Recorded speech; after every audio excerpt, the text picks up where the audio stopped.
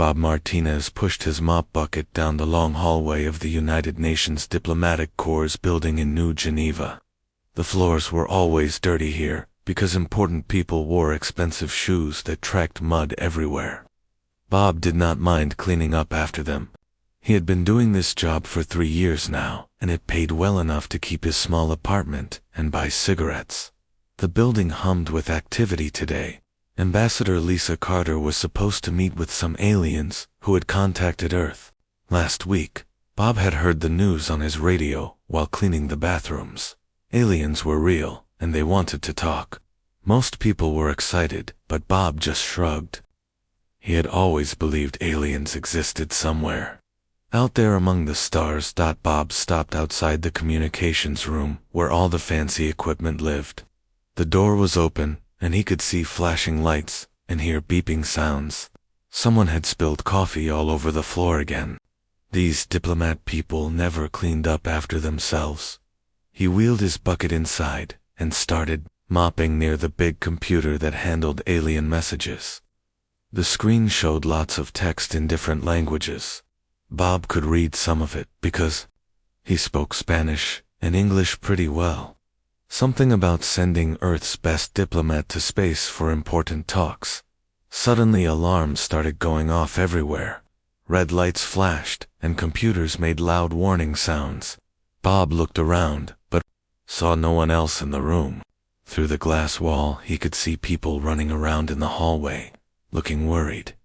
A woman's voice came over the intercom system. She sounded scared and spoke very fast.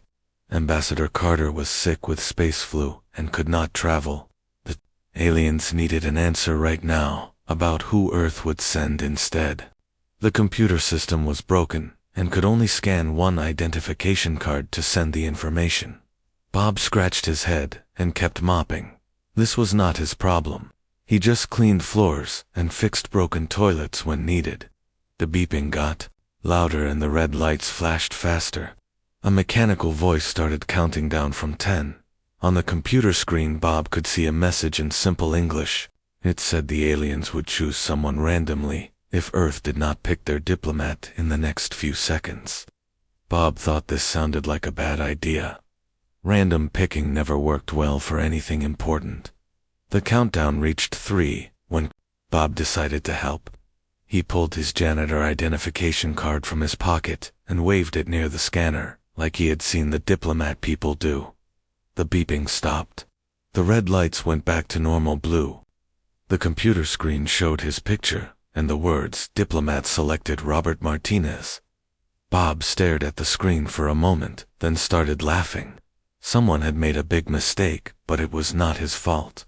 He put his ID card back in his pocket and continued mopping. The diplomat people would figure out their error soon enough. The floor was almost clean when the air around Bob started to shimmer like heat waves rising from hot pavement. He stopped mopping and looked around. The shimmering got stronger, and Bob felt dizzy. His skin tingled like he had touched an electric fence. Something very strange was happening. A bright light filled the room, and Bob could not see anything except white everywhere. His ears popped like he was in an airplane going up too fast. The tingling feeling spread all over his body, and then everything went quiet.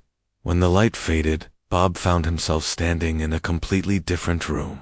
The walls were made of some kind of green metal that seemed to glow softly. Strange plants with silver leaves grew in corners. The ceiling was much higher than any building Bob had ever seen, and it curved like the inside of a giant egg. Bob looked down at his hands. He was still holding his mop. His bucket sat next to his feet, with dirty water sloshing around inside. He wore his usual blue work uniform with his name tag that said BOB Maintenance. Across the room stood the most beautiful woman Bob had ever seen. She was tall and thin with pointed ears and long blonde hair that seemed to move even though there was no wind. Her skin was pale like moonlight, and her eyes were bright green. She wore a long white dress that looked like it cost more money than Bob made in a year. Next to the beautiful woman stood something that was definitely not human. It had blue skin and 4 arms. Its head was shaped like a triangle, and it had no hair at all. Yellow eyes glowed in its face, and when it opened its mouth, Bob could see rows of sharp teeth. It wore black armor that covered most of its body. Both of them stared at Bob with expressions he could not read. The beautiful woman's mouth was open slightly, like she was about to say something, but had forgotten what it was. The blue creature's 4 hands were moving toward weapons attached to its belt. Bob set down his mop and looked around the strange room again. Through a large window he could see stars and planets floating in space. This was definitely not the UN building anymore. He was on some kind of spaceship with aliens, and possibly an elf if the pointed ears meant what he thought they meant. The beautiful woman finally spoke. Her voice sounded like music, but she seemed very upset about something. She used words Bob had never heard before, and spoke very formally, like people did in old movies, about kings and queens. The blue creature made growling sounds and pointed 2 of its weapons at Bob. It spoke in a language that sounded like rocks grinding together. Bob could not understand what either of them was saying, but their tone suggested they were not happy to see him. Bob raised his hands to show he was not dangerous. He smiled and spoke in his friendliest voice. He told them his name was Bob and asked if anyone knew where he could find a bathroom, because all this excitement had made him need to use one rather urgently. The beautiful woman made a small choking sound and her face turned red. The blue creature's eyes got wider and it made more growling noises. Neither of them seemed to understand English very well, which was going to make communication difficult. Bob picked up his mop again and gestured around the room. He tried to explain that there had been some kind of mistake and he was just a janitor who cleaned things for a living. He was not a diplomat or anyone important. Someone had mixed up the identification cards, and now he was here instead of the right person. The explanation did not seem to help. The beautiful woman sat down heavily in a chair that grew out of the floor when she approached it. She put her head in her hands and made quiet moaning sounds. The blue creature kept its weapons pointed at Bob, but looked confused rather than angry now. This was going to be an interesting day, Bob thought, as he looked out the window at the vast emptiness of space. He had always wondered what it would be like to travel among the stars. He just never imagined it would happen while he was holding a mop and wearing his work clothes. At least the spaceship seemed clean, he noticed, as he looked around. That was something he could appreciate even in this very strange situation. The beautiful woman with pointed ears finally stopped making sad noises and looked up at Bob. She spoke again, but this time slower, and in English that Bob could understand. Her accent made every word sound like a song, but she seemed very frustrated. She told Bob her name was Zara Moonwhisper, and she was an ambassador from the planet Sylvandros. The blue creature was Commander Vexera from the Zentari Empire. They had requested Earth's most skilled diplomat for very important peace talks that could prevent a war between several alien species. Bob nodded and explained again that someone had made a mistake. He was not a diplomat.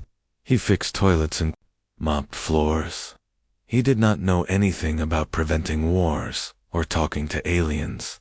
The UN building had many real diplomats who went to school for years to learn these things. Zara's green eyes got very wide when Bob mentioned toilets. She made the same choking sound as before, and her face turned red again. Commander Vexera growled and waved 2 of its weapons. Apparently talking about bathrooms was not polite in alien culture. A new voice spoke from somewhere in the room. Bob looked around, but could not see anyone else. The voice belonged to a woman who said her name was Dr. Kelly Brooks. She was a scientist on Earth who studied aliens, and she was talking to Bob through a secret communication device hidden in his work uniform. Dr. Brooks explained that Bob was stuck on the alien ship until they reached their destination in 3 days. The peace talks were too important to cancel, and Earth could not admit they had sent the wrong person by accident. Bob would have to pretend to be a diplomat until they could figure out how to fix this problem. Bob thought this was a terrible plan, but he did not see any other choice. Commander Vexera still had weapons pointed at him, and the spaceship was flying through space too fast for him to walk home. He asked Dr. Brooks to tell him what diplomats usually did so he could try not to embarrass Earth too much. Dr. Brooks told Bob that diplomats were very polite and formal. They never spoke about bathroom functions or personal topics. They attended fancy dinner parties and cultural ceremonies. They studied other species' customs carefully to avoid giving offense. Most importantly, they never said exactly what they were thinking. This last part worried Bob the most. He had always been honest about his thoughts and feelings. Lying or pretending seemed like too much work, and he usually forgot what he was supposed to say anyway. Zara stood up from her chair and walked over to Bob. She moved very gracefully like she was dancing even though there was no music. She told him they needed to prepare for the welcome ceremony that would happen in 1 hour. Bob would meet the ship's captain and other important people. Bob looked down at his blue work uniform and dirty boots. He asked if he should change clothes for this ceremony. Zara's face went pale and she stared at his outfit like she was seeing it for the first time. She made a high-pitched noise that might have been crying or laughing. Bob could not tell which. Commander Vexera said something in its rock-grinding language. Zara translated that the commander thought Bob's clothing was either a new form of military camouflage or possibly a religious statement about humble service. Bob decided not to correct this misunderstanding, since it seemed to make the commander less likely to shoot him. Zara led Bob through hallways that curved and twisted in ways that made his head hurt to think about. The walls were covered with paintings of trees and flowers that seemed to move when he was not looking directly at them. Strange music played softly from somewhere he could not see. They entered a large room filled with aliens Bob had never imagined could exist. Some looked like giant insects. Others resembled walking trees. A few appeared to be made of living crystal that sparkled in the light. All of them wore fancy clothes and spoke in quiet voices. Zara introduced Bob to a young woman with pointed ears like hers but shorter blonde hair. This was Princess Lirelei, who was learning about diplomacy by watching experienced ambassadors work. She seemed much friendlier than Zara and smiled when she met Bob. The princess asked Bob about human culture and customs. Dr. Brooks whispered in his ear to give formal answers about art and literature and philosophy. Instead, Bob told her about his job cleaning the UN building and how he had learned to fix almost anything that broke. Princess Lirelei listened with great interest and asked many questions about maintenance work. She said her people had robots that did all the cleaning and fixing, but they broke down frequently. She wanted to know how humans kept things working for so long. Bob explained that most problems were simple if you understood how things were supposed to work. He told her about the time he fixed the building's air conditioning system by hitting it with a wrench in exactly the right spot. The princess laughed and said this sounded much more practical than the complicated repair methods her people used. Zara appeared next to them looking very worried. She told Bob it was time for the formal dinner and he needed to follow proper eating customs. She handed him a set of small metal tools that looked like tiny swords and explained how to use them properly. The dinner was served in a room with tables that grew out of the floor when people approached them. Bob sat between Zara and Princess Lirelei, while strange foods appeared on plates that seemed to be made of leaves. Everything smelled good but looked like nothing he had ever seen before. Bob watched Zara use her tiny sword tools to cut her food into precise small pieces. She ate very slowly and carefully, while talking about poetry and ancient history. Bob tried to copy her movements, but the tools were too small for his hands, and he kept dropping food. After struggling with the tiny swords for several minutes, Bob gave up and started eating with his fingers. Zara made her choking sound again, and several other aliens stopped talking to stare at him. Bob apologized and explained that human hands were better tools than metal ones for most jobs, including eating. Princess Lirelei watched Bob eat for a moment, then put down her own tiny swords and started using her fingers too. She said this method was much more efficient and fun. Soon several younger aliens around the room were copying them while their elders looked shocked. The food was actually very good once Bob stopped worrying about how to eat it properly. He complimented the cooks and asked what ingredients they used. This started a long conversation about different planets, foods, and cooking methods that lasted through the entire meal. After dinner, Commander Vexara approached Bob and made challenging noises. Princess Lirelei explained that the commander was inviting Bob to test his strength in the traditional Zentari greeting ritual. This involved arm wrestling with all 4 of the commander's arms at once. Dr. Brooks whispered frantically in Bob's ear that he should politely decline since humans were much weaker than Centauri warriors. Bob ignored this advice and accepted the commander's challenge. He had arm wrestled many people during his time in the Marines and enjoyed the competition. The match lasted about 5 seconds before Commander Vexera slammed Bob's arm down on the table hard enough to make the whole room shake. Bob's shoulder ached, but he laughed and congratulated the commander on its strength. He asked if they could try again with just one arm next time. Commander Vexera made a sound that might have been laughter and patted Bob on the back with one of its massive hands. The pat knocked Bob forward, but he stayed on his feet and grinned. The commander said something in its language that Princess Lirelei translated as respect for Bob's courage and good humor. As the evening continued, Bob found himself enjoying the company of these strange beings.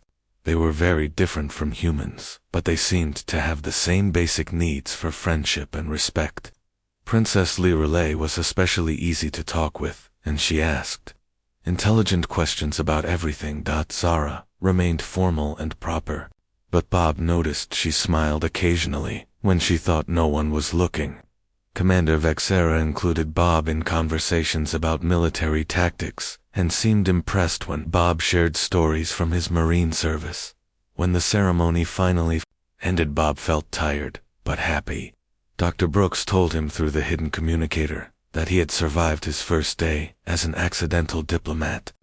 Tomorrow would bring new challenges as they traveled deeper into space, toward the war zone where the real peace talks would begin.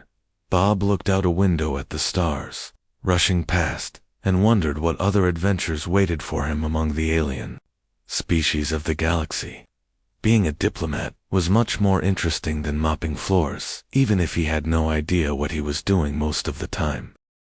Bob woke up in a room that had grown around him while he slept. The walls were made of the same green metal as the rest of the ship, but they curved inward, like he was sleeping inside a giant seed. A window showed stars and colorful gas clouds, drifting past as the ship traveled through space. Dr. Brooks' voice came through his hidden communicator before he was fully awake. She told him they would reach the war zone today, and he needed to prepare for the most important diplomatic challenge of his life. 3 alien species had been fighting over a planet for 200 years, and traditional peace talks had failed many times. Bob got dressed in his work uniform since it was the only clothes he had. Zara had offered him formal diplomatic robes, but they were too long, and he kept tripping over them. His blue coveralls felt comfortable and familiar, even in this strange place among the stars. He found Zara and Princess Lirelei in a room filled with maps and computer screens showing the disputed planet. The world looked beautiful from space, with blue oceans and green continents covered in red crystal formations that sparkled like jewels. Zara explained that 3 species were fighting over mining rights to the red crystals. The Brutheri were strong warriors who believed might made right. The shard beings were made of living crystal and considered the planet sacred. The elves wanted to study the crystals for scientific research. Each group had valid claims and reasonable arguments. The Brutheri had discovered the planet first. The shard beings were related to the crystals somehow. The elves had the most advanced technology to mine safely without damaging the environment. None of them would compromise or share. Princess Lirelei showed Bob videos of the fighting. The 3 armies faced each other across a valley filled with the largest crystal formations. They had been shooting at each other for so long that the ground was covered with craters and broken equipment. Thousands of soldiers had died for these red rocks. Bob watched the videos and asked simple questions that made Zara and the princess look at each other strangely. Why did they need so many crystals when the planet had millions of them? Could they not take turns mining different areas? Had anyone asked the crystals what they wanted? This last question made Zara laugh until she realized Bob was serious. She explained that crystals were minerals, not living things, and could not have opinions about mining. Bob nodded, but something about the way the crystals sparkled in the videos reminded him of eyes watching. Commander Vexera joined them and announced they had arrived at the planet. Through the windows, Bob could see 3 fleets of ships surrounding the world. Each fleet had different designs and colors, but all of them bristled with weapons pointed at each other. The ship shook as they passed between the hostile fleets. Warning! Signals beeped, and red lights flashed. A dozen different voices spoke over the communication system demanding to know why a diplomatic vessel was entering the restricted zone. Commander Vexera answered, each one with the same message about peace talks. Bob felt nervous for the first time since this adventure began. The people shooting at each other down on the planet were not interested in polite dinner conversation or arm wrestling contests. They wanted to hurt each other over rocks that sparkled. This seemed like a job for real diplomats, not janitors who fixed toilets. The ship landed on a space station floating above the planet. The station was neutral, territory where representatives from all 3 species could meet safely. Bob could see their ships docked nearby and soldiers walking around in different colored uniforms. General Nina Rodriguez met them at the airlock. She was a human military officer leading Earth's first peacekeeping force in space. Bob felt better, seeing another human, even though the general looked at his work uniform with obvious confusion. General Rodriguez led them to a meeting room where the 3 faction leaders waited. Bob had seen them in videos, but meeting them in person was much more impressive and frightening. War Chief Grector of the Bruthery was 8 feet tall, with gray skin and muscles like tree trunks. Scars covered his arms and face from years of fighting. His yellow eyes studied Bob like a predator, deciding whether something was worth eating. High Priestess Sylviana represented the elves. She was even older than Zara, and her white hair floated around her head like she was underwater. Her silver robes were covered with symbols that seemed to move and change when Bob was not looking directly at them. Hive Queen Zoc spoke for the shard beings. She was made of red crystal, similar to what they were fighting over, and her body sparkled with inner light. When she moved, she made soft musical sounds like wind chimes in a gentle breeze. The 3 leaders had been arguing for hours before Bob arrived. Each one repeated the same demands they had made for 2 centuries. None of them would listen to compromise suggestions. The room felt heavy with anger and frustration. Bob listened to their arguments for a while, then asked if he could see the planet they were fighting over. General Rodriguez said this was too dangerous, but Bob explained he could not understand the problem without seeing it firsthand. How could he help make peace if he did not know what they were fighting about? War Chief Graktar laughed and said, any warrior brave enough to visit a battlefield had earned respect.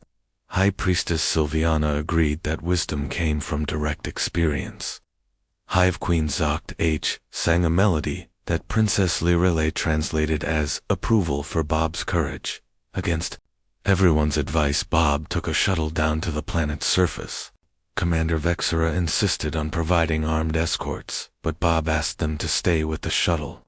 He walked alone into the valley between the 3 armies, carrying only a backpack with his lunch.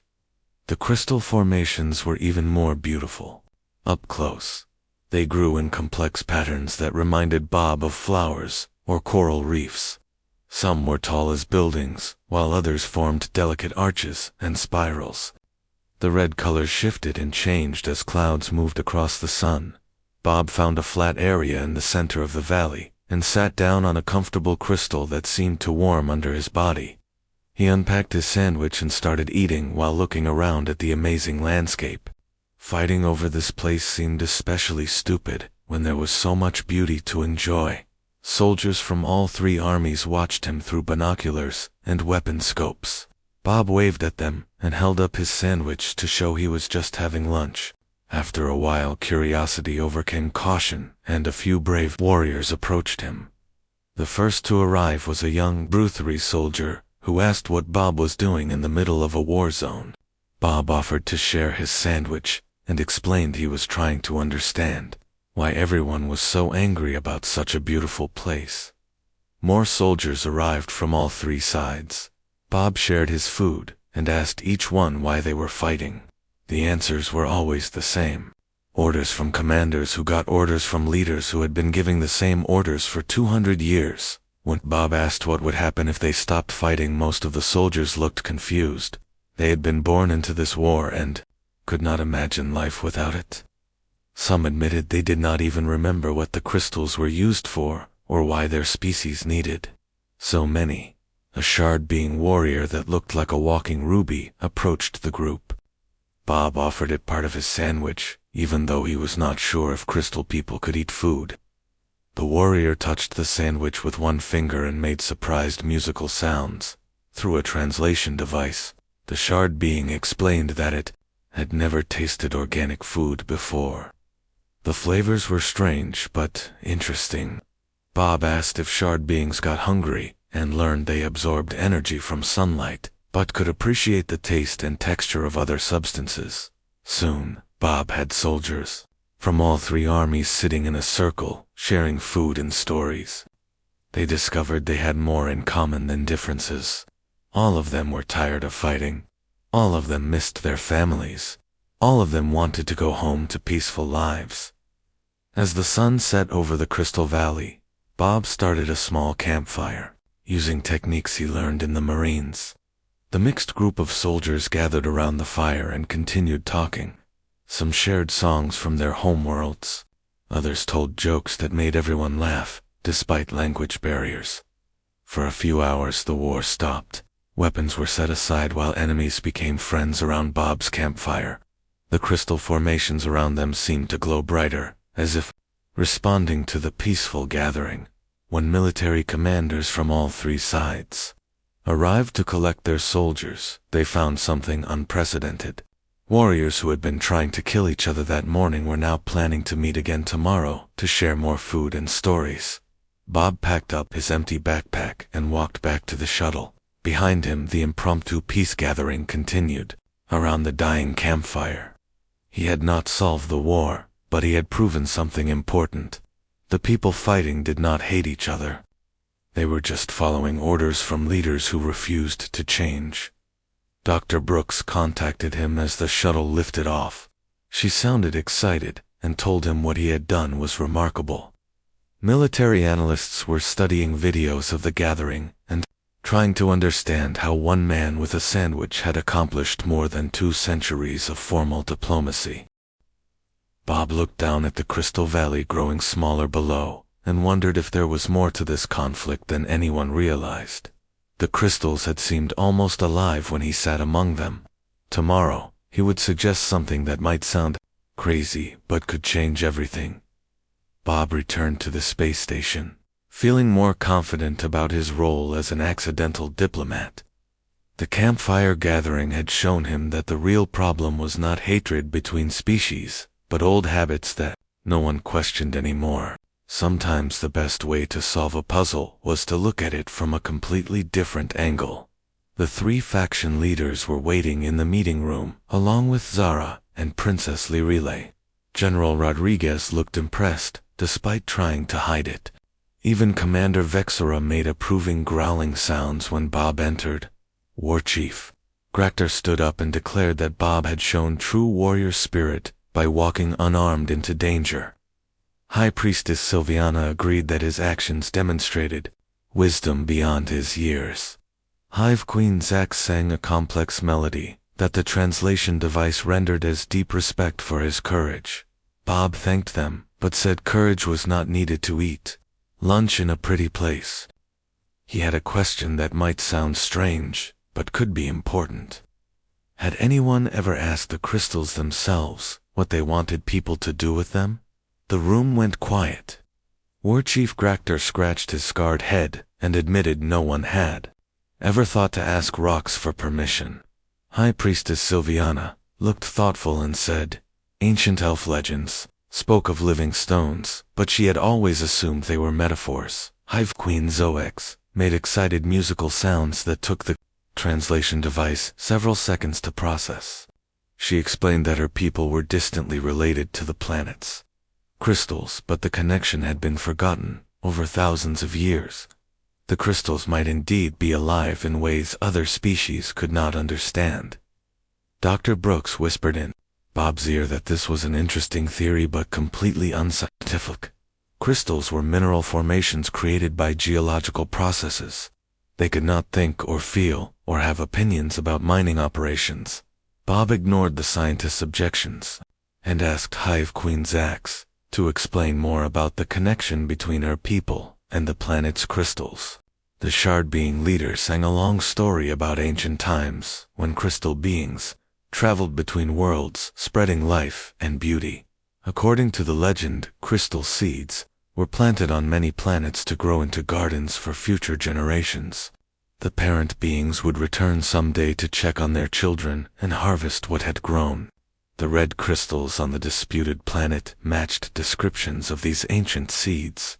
Princess Lirelei gasped and said she had read similar stories in old elf books. The tales spoke of star dragons that laid crystal eggs on worlds across the galaxy. Most scholars thought these were fantasy stories, but what if they contained forgotten history? Bob asked if anyone knew how to contact these parent beings or star dragons. The room erupted in discussion as the three leaders argued about whether such creatures could exist. War Chief Graktar insisted that anything strong enough to travel between stars would have conquered the galaxy by now. A new voice interrupted the argument. Captain Amy Foster entered the meeting room wearing the uniform of Earth's space fleet. She was Bob's niece and a brilliant tactical officer who had arrived with reinforcements from Earth. Amy hugged Bob and told him the whole planet was talking about his sandwich diplomacy. Then she became serious and reported that long-range sensors had detected massive energy signatures moving toward their solar system. Something very large was coming, and it would arrive within hours. The faction leaders looked worried and started planning defensive strategies. Amy showed them sensor readings. That made their concerns worse. The approaching objects were bigger than any ships in their combined fleets and moving faster than should be possible with known technology. Bob studied the sensor data and noticed something others had missed. The energy patterns looked similar to what he had felt sitting among the crystals on the planet. He suggested that maybe the approaching beings were not invaders, but parents coming to check on their children. Dr. Brooks contacted Bob through his hidden communicator and confirmed that the energy signatures matched theoretical models for interdimensional travel. Whatever was coming existed partially outside normal space and time. This supported the idea that they might be the legendary star dragons. An elderly elf hobbled into the meeting room, leaning on a walking stick covered with glowing symbols. Princess Lirelei introduced him as Elder Moonbeam, an inventor who created impossible devices by combining magic and science in ways no one else understood. Elder Moonbeam had been listening to their conversation through hidden microphones throughout the station. He cackled and pulled a strange device from his robes that looked like a crystal ball connected to a metal antenna with copper wires. The device was a dimensional detector, powered by psychic energy. Elder Moonbeam explained that most people did not have enough mental strength to operate it, but Bob's brain seemed unusually active. When Bob held the detector, it started glowing and making soft humming sounds. Through the device, Bob could sense vast intelligences moving through space toward their location. The minds felt ancient and powerful, but not hostile. They carried emotions of curiosity and mild concern, like parents checking on children they had not seen for a long time. Amy reported that the approaching entities had dropped out of hyperspace and were now visible through telescopes. The images showed creatures that defied description. They appeared to be made of living starlight, with wings that stretched across kilometers of space. The largest entity was heading directly toward the disputed planet, while smaller ones surrounded the space station and military fleets. Communication signals in unknown languages filled all frequencies. The translation devices could not process the messages, but the tone seemed questioning rather than threatening.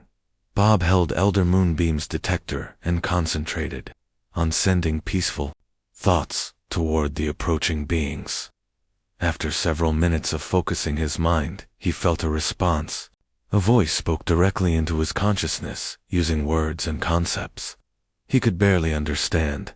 The voice belonged to an ancient dragon named Paraxis, who was indeed a parent of the crystal formations on the planet below. The crystals were not minerals, but eggs containing the next generation of star dragons. The three species had been fighting over a nursery for 2 centuries without realizing what they were doing. Bob tried to explain the situation through the psychic connection. He told Paraxis that the people fighting had not known the crystals were eggs. They thought they were valuable minerals and wanted to mine them for industrial purposes. No one had intended to harm dragon children. Paraxis' response carried amusement and mild irritation. The dragon had been watching the conflict for decades and waiting for someone to ask the right questions. Most species were too focused on their own needs to consider that other forms of life might be involved. The psychic conversation was interrupted when alarms started blaring throughout the station. A rogue faction of Bruthery warriors had launched an attack on the dragon approaching the planet. Their weapons had no effect, but the gesture was clearly hostile. Through the detector, Bob felt Paraxis' mood change from amusement to anger. The dragon's voice became cold and threatening, as it demanded an explanation for the attack on its child. The temperature in the meeting room dropped several degrees and frost began forming on the windows. Bob knew he had only seconds to prevent a disaster that could destroy all 3 fleets and everyone on the space station. He grabbed the psychic detector with both hands and pushed all his mental energy into one desperate message to the enraged dragon parent. He told Paraxis that he would personally stand between the dragon and anyone who tried to harm its children. The rogue warriors were acting without orders and did not represent their people's true intentions. Bob promised to protect the crystal eggs with his own life if necessary. The response came as images flooding Bob's mind. He saw himself as Paraxis perceived him, a tiny creature with surprising courage and an honest heart. The dragon found his offer both touching and amusing. How could such a small being protect anything from enemies with advanced weapons? Bob sent back his own images. He showed Paraxis his memories of the campfire gathering, where soldiers from 3 armies had become friends. He shared his belief that most conflicts came from misunderstanding rather than true hatred. People fought because they did not know better alternatives existed. The psychic exchange lasted only moments, but felt like hours to Bob. When it ended, he was exhausted, and his head ached from the mental strain. Around him, the others waited anxiously to learn what the dragon had decided about their fate. Through the detector, Bob sensed Paraxis, considering his words carefully. The dragon's anger was cooling, but had not disappeared entirely. The fate of 3 civilizations hung in the balance while an ancient being decided whether to trust a human janitor who fixed toilets for a living. The space around the planet began to shimmer, like heat waves as Paraxis materialized in normal dimensions. Bob watched through the station windows as the star dragon became visible in all its impossible glory. The creature was beautiful and terrifying at the same time, with wings that seemed to be made of captured starlight and eyes like burning galaxies. Paraxis was larger than any ship in the combined fleets. Its voice echoed through space itself when it spoke, reaching every communication device simultaneously. The dragon demanded to know why small creatures had been disturbing its nursery for 2 centuries and shooting at its offspring. War Chief, Graktar tried to respond with formal military protocols, but his words seemed insignificant compared to the dragon's cosmic presence. High Priestess Sylviana attempted ancient elvish ceremonies of respect, but Paraxis paid no attention to traditional diplomatic approaches. Bob stepped forward and used Elder Moonbeam's detector to send his thoughts directly to the dragon. He explained that the three species had not known the crystals were eggs. They thought they were fighting over valuable minerals that could power their civilizations and improve their people's lives. Paraxis responded with images of the damage caused by 2 centuries of warfare. Craters scarred the crystal formations, where weapons had missed their targets. Several dragon eggs had been cracked or broken by the constant vibrations from explosions. The parents' pain and anger filled Bob's mind like a tide of fire. Bob felt the dragon's anguish and knew he had to offer more than explanations. He told Paraxis that humans took responsibility for their mistakes and tried to fix problems they had caused. Earth would help protect the dragon nursery and ensure the eggs hatched safely if Paraxis gave them the chance. The offer surprised the ancient being. Most species only thought about what they could take from others. Few ever volunteered to give something back or repair damage they had caused. Paraxis studied Bob's mind more carefully and found the honesty refreshing after centuries of dealing with politicians and generals. Through the psychic connection, Bob felt other dragon minds joining the conversation. Paraxis was not alone, but part of a family group that had been traveling through space for millions of years. They were tired of conflict and interested in finding peaceful solutions to old problems. Bob suggested something that made everyone in the meeting room stare at him in shock. What if the disputed planet became a nature preserve managed jointly by all 4 species? The dragons would be landlords with humans, elves, Bruthery, and shard beings as tenants working together to protect the nursery. The crystal formations could be harvested sustainably with dragon permission and guidance. Each species would get enough resources for their needs while ensuring the eggs remained safe. The planet would become a symbol of cooperation instead of a source of endless conflict. Paraxis found this proposal intriguing and asked for more details. Bob admitted he was not sure how such an arrangement would work in practice, but suggested they could figure it out together. The important thing was changing from competition to cooperation. The rogue Bruthery faction chose that moment to launch another attack. Their ships fired missiles and energy beams at Paraxis, while broadcasting threats about driving the monster away from their rightful territory. The weapons had no effect, but the hostility was unmistakable. Bob felt Paraxis' anger, returning stronger than before. The dragon's patience with these aggressive creatures was reaching its limit. Other dragon minds urged immediate retaliation against all 3 species for allowing such disrespect to continue without thinking. Bob grabbed Elder Moonbeam's detector and sent one desperate message to every dragon mind he could reach. He told them he was going to stop the attack personally and asked them to wait before taking action. Then he dropped the device and ran toward the shuttle bay. Captain Amy Foster and Commander Vexera followed Bob as he commandeered a small transport ship. Amy demanded to know what he was planning while Vexera insisted on providing armed escort. Bob told them he was going to do something very stupid, but hopefully effective. The transport ship flew directly between the rogue Bruthery vessels and the Star Dragon. Bob opened all communication channels and identified himself as Earth's diplomatic representative. He demanded that the attacking ships cease fire immediately and return to their base. Warchief Graktar's voice came over the radio, ordering his warriors to obey the human diplomat. The rogue commander refused and continued firing at Paraxis. Bob realized words were not going to stop this madness. He took manual control of the transport ship and flew it directly into the path of the next missile salvo. The weapons were not aimed at his small vessel, but Bob positioned himself where the missiles would have to go through him to reach the dragon. Amy screamed at Bob to get out of the way, while Vexera roared battle challenges at the rogue Bruthery. Bob ignored them both and broadcast a message on all frequencies. He told everyone watching that he was a human who gave his word to protect dragon children and he would not move from this position. The missiles streaked toward Bob's ship while Paraxis watched with enormous eyes that reflected starlight. At the last second the dragon moved with impossible speed and swept the weapons away with one wing. The missiles exploded harmlessly in empty space, while Bob's transport ship remained untouched.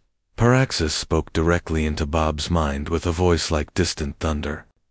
The dragon was impressed by his courage and touched by his willingness to sacrifice himself for others. Any being brave enough to risk death protecting Dragon Young deserved respect and friendship. The other dragons agreed, and their combined voices filled space with harmonious music that made every person listening feel peaceful and hopeful. They had decided to accept Bob's proposal and work with the 4 species to create a nature preserve around their nursery. The rogue Bruthery commander finally stopped firing and surrendered when War Chief Grector personally arrived to arrest him. The crisis was over, but Bob felt exhausted from the stress and mental strain of communicating with cosmic beings. Admiral Rebecca Stone arrived from Earth with a full diplomatic corps to handle the complex negotiations that would follow. She thanked Bob for preventing a war that could have destroyed several civilizations, but gently suggested he return to his normal job while trained diplomats worked out the details. Bob was happy to agree. Being responsible for the fate of multiple species was more pressure than he wanted in his life. He preferred fixing broken things to preventing them from breaking in the first place. That job was better suited to people who went to school for years to learn how. 6 months later, Bob was back in the UN building, mopping floors and fixing toilets. The Dragon Preserve was functioning well under joint management. Sustainable crystal harvesting provided resources for all 4 species, while protecting the developing dragon eggs. Zara visited Earth regularly to study human chaos theory diplomacy at universities around the world. Princess Lirelei had established the first elf-human cultural exchange program. Commander Vexara sent Bob birthday cards, written in multiple languages, and arm wrestling challenges that arrived by diplomatic courier. The dragons had become valuable advisors to the Galactic Council, and their ancient wisdom helped resolve several other conflicts. Paraxis often mentioned the small human who had been brave enough to stand between a dragon and its enemies. Bob had become something of a legend among star travelers. Dr. Brooks tried to analyze what made Bob such an effective diplomat, but her scientific studies could not explain his success. The closest she came to an answer was that Bob treated everyone the same regardless of their species or importance. He saw people as individuals rather than representatives of their governments. Bob was replacing a broken faucet in the communications room when new alarms started going off. Red lights flashed, and computers displayed urgent messages about another diplomatic crisis in a distant solar system. The aliens were specifically requesting Earth send Robert Martinez to help with negotiations. Bob looked at his wrench and sighed. He had hoped his accidental diplomatic career was over, but apparently the galaxy had other plans. At least this time he would pack a better lunch, and maybe bring some extra sandwiches to share. The teleporter activated and Bob felt the familiar, tingling sensation as space folded around him. His last thought before disappearing was that being the galaxy's most chaotic diplomat was definitely more interesting than mopping floors, even if it did make his life much more complicated. The communications room was quiet, except for the sound of water dripping from the broken faucet Bob had been fixing. His toolkit sat on the floor next to a puddle of soapy water. On the computer screen a message appeared, confirming that Earth's special diplomatic liaison had been successfully transported to his next assignment among the stars.